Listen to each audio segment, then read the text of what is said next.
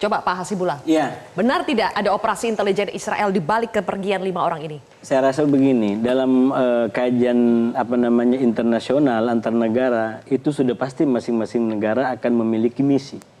Jadi jangankan Israel gitu kan, negara-negara yang belum berkembang pun akan punya misi untuk bagaimana kepentingan nasionalnya bisa diakomodir. Nah oleh karena itu kalau menurut saya ini ya untuk membahas kalau bahasanya Mbak Yeni ini bisa jadi pembelajaran dan bisa lebih produktif ke depan, terutama ada Pak Saifullah di sini. Kenapa kita nggak coba tangkap aspirasi kebencian masyarakat kepada teman-teman yang begini termasuk dukungannya yang besar kepada Palestina ini kepada sesuatu yang lebih konkret, lebih mendekatkan kita pada tujuan untuk mendukung kemerdekaan Palestina. Termasuk memberikan kayak semacam kepastian hukum bagi perilaku yang kita anggap melanggar etik seperti ini. Nah dalam konteks itu Pak Saifullah saya mengusulkan kenapa nggak dibentuk sebuah undang-undang yang mendukung kemerdekaan atau anti penjajahan.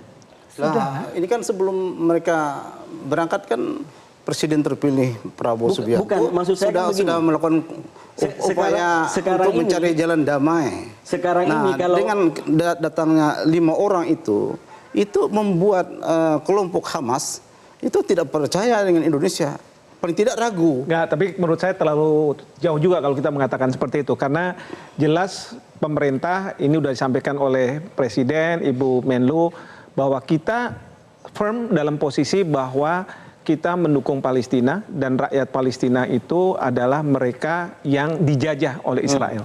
Jadi itu sudah tegas, clear. Jadi kalau dari sisi pemerintah sudah clear dan katakanlah ada 5 orang ini, saya sependapat itu clear. 5 orang ini tidak akan mengganggu posisi pemerintah. Itu mengganggu diplomasi Indonesia. Malah kontraproduktif dengan upaya-upaya kita selama sebenarnya ini. kalau menurut saya kalau di internasionalnya nggak begitu ya. Kalau di internasionalnya dari pembicaraan gencatan senjata. Justru ini lebih ke dalam negeri. Saja. Tapi kalau di luar nggak ada efek. Itu nggak ada kaitan dengan urusan ini siapa berkunjung kemana. Itu kita baca dalam konteks strategi perang, terutama di antara Israel dengan Hamas. Itu saya mengikuti perundingan-perundingan.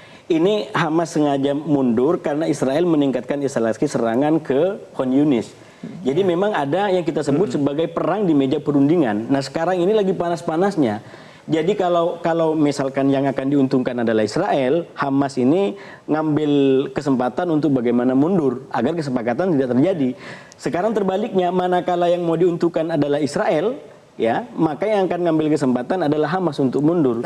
Sehingga terjadi deadlock dan sampai sekarang itu perundingan demi perundingan tidak tercapai. Saya akan punya masalah terhadap 5 warga negara ini kalau setelah kembali ke Indonesia lalu menyampaikan bahwa teman-teman di Indonesia kita pahami bahwa Israel itu sebenarnya diserang loh oleh Hamas gitu kan. Jadi corongnya Israel. Jadi corongnya di sini dan pakai muka-muka Indonesia itu yang jadi masalah. Sebenarnya sampai narasi itu adalah benar. Per 7 Oktober 2003 Israel diserang oleh Hamas. Betul. Cuman yang membedakan nanti cara kita mengkaji ini bukan awal kali. Nah, orang-orang barat menganggap 7 Oktober itu seakan-akan awal cerita. Iya. Padahal ini cerita dari berkepanjangan. Nah, yang kita khawatirkan kalau misalnya itu disuarakan di Indonesia untuk apa? Mendapatkan simpati. Nah, itu yang bahaya, apalagi disampaikan oleh mereka yang berafiliasi pada Nahdlatul Ulama katanya. Dan kemudian melakukan penekanan terhadap pemerintah kan gitu. Cepat. Nah, itu kalau PBNU nggak cepat nanti bisa membentuk opini. Jelajahi cara baru mendapatkan informasi. Download Metro TV Extend sekarang.